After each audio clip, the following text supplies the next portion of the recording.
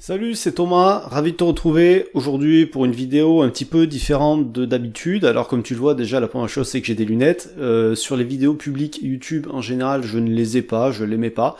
Je les mets surtout sur les vidéos qui sont relatives au groupe privé ou aux formations parce que c'est des vidéos plus longues et des fois je regarde sur l'écran et comme j'ai besoin de lunettes pour travailler sur l'écran, ça me fait mal aux yeux donc j'ai les lunettes. Du coup c'est la première chose qui va être différente pour toi aujourd'hui. Et la seconde chose qui va être différente, c'est que c'est une vidéo qui est privée. Privé parce que ce que je vais montrer là-dedans, j'ai pas spécialement envie que ça soit sur YouTube, j'ai pas envie de le montrer à tout le monde, je préfère le montrer à aux personnes qui sont les plus proches de ce que je fais, c'est-à-dire les personnes qui sont inscrites dans les contacts privés, les personnes qui sont dans le Telegram et les personnes du groupe privé. Donc c'est pour ça que dans cette vidéo aujourd'hui, ça va être un petit peu plus cool. Et on va le prendre vraiment tranquille. Donc, tu le sais peut-être, d'accord, si tu me suis vraiment, tu sais que j'ai un canal Telegram, et dans ce canal Telegram où je ne partage aucun prono, d'accord, je préfère le préciser à chaque fois pour pas avoir de touristes là-bas, je partage plein de choses, des ressentis, un petit peu de choses de mon quotidien, je partage des liens vers certains des contenus que je publie publiquement, et aussi chaque week-end je partage des statistiques issu de ma propre base de données personnelle sur la Ligue 1 et sur la Première Ligue. Et très souvent, on me demande, donc tu peux voir à l'écran là, le genre de publication que je pose, et tu vois qu'à chaque fois que je publie des statistiques, je demande toujours l'avis aux gens. En fait, c'est pas un pronostic que je partage, c'est je donne une statistique et je demande aux gens si d'après ces stats, est-ce qu'ils verraient que tel ou tel scénario serait possible. On me demande très régulièrement où je trouve ces statistiques. Alors, ce que je voudrais te montrer dans cette vidéo, c'est un des endroits où je les trouve. Je ne les trouve pas que là, mais la grande majorité, elle les trouvait ici. Et en fait, l'intérêt, si tu veux, c'est pas simplement d'aller chercher des statistiques quand tu en as besoin, c'est pour ça que j'ai une base de données, c'est de pouvoir aller piocher dans ma base de données quand j'ai besoin des statistiques et pas d'aller courir après à droite à gauche, tu vois. Donc il faut que ça soit disponible. Et du coup, je voudrais te montrer aujourd'hui simplement où je les trouve, si toi aussi tu veux te créer une base de données par exemple, comme moi je le fais. Alors, d'où ça vient déjà cette histoire d'aller chercher ces stats et cette histoire de base de données? À la base, ça vient du fait que ça t'est déjà arrivé, t'es en train de regarder un match de foot, ou ça peut être un autre sport, mais c'est vraiment axé foot, ce que je vais te présenter aujourd'hui. Ça t'est déjà arrivé donc pendant un match, d'avoir le commentateur qui te dit oui, je sais pas moi, ça fait, je sais pas, 1889 minutes que l'équipe n'a pas marqué de but. Et c'est la première fois qu'il reste aussi longtemps sans marquer de but. Et là tu te dis, putain, mais vu les chèvres contre qui ils jouent, c'est obligé qu'ils vont marquer. Et si t'avais su ça avant, peut-être que tu t'en serais servi pour ton pronostic. Tu vois ce que enfin, peut-être pour faire tes pronostics. Et donc, c'est en partant de ce constat-là que je me suis dit, putain, mais des trucs comme ça, alors il y en a des tas, hein, c'est pas que cet exemple-là, mais des trucs comme ça, mais il y en a tout le temps, et j'ai pas envie de passer à côté, et ou alors de me dire, putain, ah oui, c'est vrai, une fois que c'est trop tard, de me dire, ah oui, ça je le savais, mais je m'en suis pas rappelé, si je m'en étais rappelé, peut-être que, et ça évite d'avoir des regrets. Donc tout ça, j'ai voulu le consigner dans une base de données, pour pouvoir le réutiliser absolument à chaque fois que je vais en avoir besoin et ne pas avoir à réfléchir, ne pas avoir à m'en rappeler moi-même, parce que quand tu as deux stats à te rappeler, tu peux t'en rappeler. Le Marseille-Bordeaux, que Marseille gagne jamais à Bordeaux, ça tout le monde le connaît, il n'y a pas besoin de s'en rappeler, tu le sais. Mais il y a tout un tas d'autres trucs, comme je vais te montrer dans cette vidéo, tu vas voir qui sont assez dingues, et si tu n'as pas une base de données pour te le rappeler au bon moment, tu peux passer à côté de certains trucs qui sont bien sympas. Donc, parmi les exemples que je voudrais te montrer, il va y avoir des statistiques. Alors il va y avoir des statistiques comme celles qui s'affichent à l'écran là. Les 9 dernières équipes avec un total de 9 points ou moins après la 17e journée n'ont pas réussi à se maintenir en première ligue. Donc ça concernait à la 17e journée, donc ça c'est un truc, tu peux pas t'en rappeler si tu le sais pas, tu vois ce que je veux dire. Donc ça c'est un truc qui est rentré dans ma base de données. Et donc, à la 17e journée, après la 17e journée, j'ai regardé s'il y avait des équipes qui avaient 9 points ou moins. Et il y en avait deux, il y avait West Brom et Sheffield. Donc, qu'est-ce que j'ai fait à ce moment-là? J'ai analysé un petit peu le profil des équipes, etc., etc. Et j'ai placé un pari. Alors, j'ai pas mis une grosse somme non plus, mais j'ai fait un pari que je vais t'afficher aussi à l'écran, il est ici, où j'ai parié sur la relégation de ces deux équipes-là. Donc j'ai fait du trading avec ça, tu vois, j'ai parié que Sheffield et West Brom allaient être relégués. Et donc, quand ça s'est plus ou moins confirmé par la suite avec des résultats qui étaient mauvais, eh ben j'ai sécurisé mon pari, et tu vois par exemple sur Sheffield relégué, je suis assuré de faire 15,49€ de bénéfices. Et sur West Brom qui est revenu un petit peu mieux un peu plus tard, j'ai préféré assurer des bénéfices plutôt qu'attendre. J'aurais pu être plus patient pour voir, mais j'ai pas voulu pousser. Donc voilà, grâce à simplement cette statistique-là que j'ai récoltée un jour au pif, ben cette année, je vais faire voilà 15-16 euros de bénéfices gratuits et avec une petite mise de genre 25 euros derrière. Ok, donc il y a ça. Tu vas avoir aussi une autre statistique qui concerne Liverpool. Alors là, je te donne des statistiques qui sont très spécifiques, mais tu vas en avoir sur les matchs de semaine en semaine dans chaque championnat. Mais là, je vais t'en montrer vraiment des spéciales et qui sortent du lot par rapport au reste. Une seule équipe a terminé dans le top 4 de Première Ligue après avoir encaissé 16 buts ou plus lors des 8 premières journées. Donc, Liverpool, cette année, alors je vais pas te remontrer le truc des stats, après 8 journées, ils avaient pris énormément de buts, dont une fois où ils ont perdu 5-2, je crois, contre Leeds, ou je sais plus, ou peut-être contre West Brom, même, je me rappelle plus contre qui c'était. Ils ont pris beaucoup de buts. Et, de là, t'as Van Dijk qui est blessé toute la saison, t'as Gomez qui est blessé, et il y a tout un tas de blessés dans l'équipe.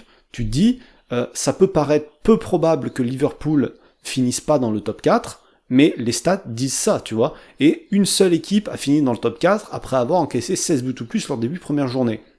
Donc cette stat, elle est encore assez dingue. Donc qu'est-ce que j'ai fait ? Eh ben encore une fois, chez Betfair, eh ben j'ai parié que Liverpool ne serait pas dans le top 4. Tu vois, voilà, donc j'ai parié ça, et en fait, je suis ressorti là aussi assez tôt de ma position, parce que Liverpool, après, pendant une période, ils ont éclaté un peu tout le monde, ils se retrouvaient premiers du classement, et je me suis dit, bon, c'est peut-être mal engagé, mais en tout cas, au moment où je fais la vidéo, ils sont en dehors du top 4, et moi, peu importe, maintenant je m'en fiche, j'ai fait un petit bénéfice. Alors c'est un petit bénéfice de 5 euros, mais là c'est pareil, c'est une mise toute pourrie, j'ai mis genre 20 balles dessus. Donc 20 balles, tu vois, tu fais 25% de ROI, sur un truc comme ça. J'ai pas mis beaucoup plus parce que les liquidités étaient pas non plus énormes sur ce type de marché-là, mais encore une fois, avoir une statistique comme ça peut te permettre de faire des gains qui sont relativement sympas. Ok ? Donc, ce que je voudrais te montrer, encore une fois, dans cette vidéo, c'est où je trouve ces statistiques. Ces statistiques, je les trouve sur un réseau social, d'accord ? Mais c'est pas Instagram, c'est pas Snapchat, Pourquoi ? Parce que ces statistiques, elles sont données par des entreprises. Et une entreprise sérieuse, la plus sérieuse, une des plus sérieuses dans le domaine des statistiques relatives au foot. Et ces entreprises-là, elles sont pas sur Snapchat qui, je suis désolé de le dire, mais à l'origine, c'est plus orienté pour les jeunes et les très jeunes et pas spécialement pour le business et les entreprises. C'est pas sur Instagram, où Instagram c'est très visuel et c'est pas orienté sur la qualité du contenu qui est écrit. Donc, ces statistiques-là, on va les trouver chez Twitter, d'accord ? Et chez le plus gros opérateur de statistiques du marché, qui est Opta. Donc on va basculer sur mon écran et je vais te montrer tout ça. Donc voilà, on est sur Opta. Alors j'ai Opta Jean parce qu'il y a Opta Jean pour la France, il y a Opta Joe pour l'Angleterre, il y a Opta Juan pour l'Espagne, il y a Opta José pour le Portugal, il y a Opta Paolo pour l'Italie, il y a Opta Jack pour l'Amérique, etc., etc. Il y en a plein. Et donc tu vois, ça c'est on va faire défiler le fil là tout à l'heure. Et je voudrais te montrer la différence avec leur compte sur Instagram. Sur Instagram, ils ont 3 pauvres vidéos, 3 pauvres trois pauvres visuels qui se courent après. Et le plus récent, il date de avril de 98 semaines par rapport au moment où je fais la vidéo. Donc pour te dire que le truc, c'est pas là-bas que tu vas trouver des infos. Alors que sur Twitter, si tu regardes, les infos, les dernières, là, elles datent de 17 heures en arrière, 22 heures en arrière, 28 février, donc là on est le 2 mars, c'était il y a 3 jours, etc., etc.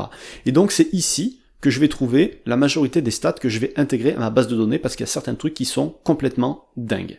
Donc là, on a un entraîneur qui est parti, donc du coup, bon, ça servira à rien. Ici, c'est des stats qui servent à rien. Là, une stat qui pourrait être intéressante sur le face-à-face entre Marseille et Lyon en Ligue 1. Marseille n'a gagné que 27% de ses matchs contre Lyon en Ligue 1. Ça fait 27 sur 101. C'est pas, ils en ont pas gagné juste 2 sur 10. Ils en ont gagné que 27 sur 101. Donc c'est assez énorme. Et donc ça, c'est quelque chose que tu peux peut-être réutiliser un jour dans tes paris sportifs. Et c'est intéressant de l'avoir. Et ce qui est encore plus intéressant, c'est de voir que le deuxième plus faible pourcentage contre un adversaire de l'élite affronté au moins 5 fois. Et en fait, contre Reims, c'est encore pire. Marseille n'a que 26% de victoire contre Reims. Je sais pas si t'imagines, contre Lyon, on peut se dire, ok, ça peut être équilibré, mais contre Reims, tu t'en doutais très certainement pas, et donc cette info-là, elle pourrait être utile, et ça pourrait être intéressant de l'intégrer à une base de données pour la prochaine fois que Marseille affronte Reims, évidemment. Ensuite, je vais aller voir beaucoup plus loin pour voir, donc là, ça concerne le Bayern, Giroud. Giroud, seulement 3 joueurs, alors là, alors à chaque fois, tu as par exemple, Opta-Jean, c'est pour la France, tu as le texte en français et en anglais. Si tu étais sur le italien Opta Paolo, tu aurais le texte en italien et en anglais. Donc il faut être à l'aise avec l'anglais ou traduire le tweet. Tu peux traduire tous les tweets de toute façon, si jamais t'es pas au top en anglais. Là, tu apprends que seuls 3 joueurs ont marqué plus de buts que Giroud en compétition européenne. Lewandowski, Messi et Haaland. C'est quand même assez dingue. Donc jouer peut-être Giroud buteur quand il y a un match de Coupe d'Europe, ça peut être peut-être un bon plan, ok? Je dis pas qu'il faut le faire, je dis que ça peut être un bon plan et que c'est quelque chose qui peut être intéressant d'intégrer à ta base de données. Ensuite, tac. Voilà, là il y en a une autre qui est sympa. On te dit le seul club français à s'être imposé au Camp Nou contre Barcelone, c'est Metz lors du premier tour de la Coupe des vainqueurs de coupe en octobre 84. Aucun club français n'a gagné sur la pelouse de Barcelone en Ligue des Champions, 2 nuls, 8 défaites. Alors, ça c'était avant le match de Paris où Paris est allé gagner là-bas. Le contexte était particulier, il n'y avait pas de public, etc., etc. Mais tu peux voir que la prochaine fois que Barcelone va recevoir une équipe française, tu peux, en Ligue des Champions, tu peux intégrer ça à ta base de données, par exemple, et ben dans 80% des cas, il y a défaite de l'équipe française. Donc c'est quelque chose que tu peux utiliser et intégrer à ta base de données. Autre stat intéressante, tu vois, Liverpool est la première équipe à perdre 3 matchs de championnat à domicile consécutifs la saison suivant son titre de champion d'Angleterre, depuis Chelsea en 1956. Donc ça veut dire que depuis 1956, il n'y a aucune équipe qui n'avait perdu 3 matchs de suite à domicile. Donc c'est une stat que tu pourrais intégrer dans ta base de données, par exemple, tu vois. Et la prochaine fois qu'il y a le champion en titre qui perd 2 matchs d'affilée, tu te dis que bon ok, c'est arrivé qu'une seule fois ou 2 fois en 60 ans, il y a peu de probabilité pour que ça arrive encore une fois. Tu vois ce que je veux dire? C'est le genre de stats que tu peux intégrer dans ta base de données. C'est des stats qui sont assez dingues, mais qui peuvent vraiment être utiles. Encore une stat intéressante ici, on te montre les meilleurs buteurs contre un même adversaire. Donc en gros, c'est les proies préférées des buteurs. Cavani, il a mis 12 buts contre Guingamp, Ben Yedder, il a mis 11 buts contre Nice. Donc quand tu vas avoir Monaco, Nice ou Ben Yedder, peu importe le club où il joue contre Nice, tu peux peut-être tenter de jouer Ben Yedder buteur si la cote est intéressante. C'est le genre d'infos que tu peux rajouter à ta base de données, et c'est le genre de truc que tu apprendras en général en live pendant le match, une fois qu'il aura marqué un but, et en général ça sera trop tard. Et c'est pour ça en fait que l'intérêt de cette base de données, c'est d'avoir les trucs en avance. Autre stat très intéressante que j'ai déjà, celle-là je l'ai déjà dans ma base de données, mais je te la remonte quand même parce qu'elle ressort assez régulièrement, c'est que les statistiques de Depay avec Lyon. Alors, il est impliqué sur 112 buts, 65 buts et 47 passes, soit 43 de plus que tout autre Lyonnais sur la période. Décisif toutes les 103 minutes, meilleur ratio sur la période. Enfin voilà. Tu vois, c'est un gars, quand il joue pas, quand il est pas titulaire, qu'il est remplaçant ou qu'il est absent, les résultats de Lyon sont complètement différents. C'est un des joueurs clés. Tu peux le voir évidemment en allant voir les stats de l'équipe, mais ce chiffre-là, il est impliqué dans 43 buts de plus que tout autre joueur. C'est énorme. Il y a des équipes, elles marquent même pas 43 buts sur une saison.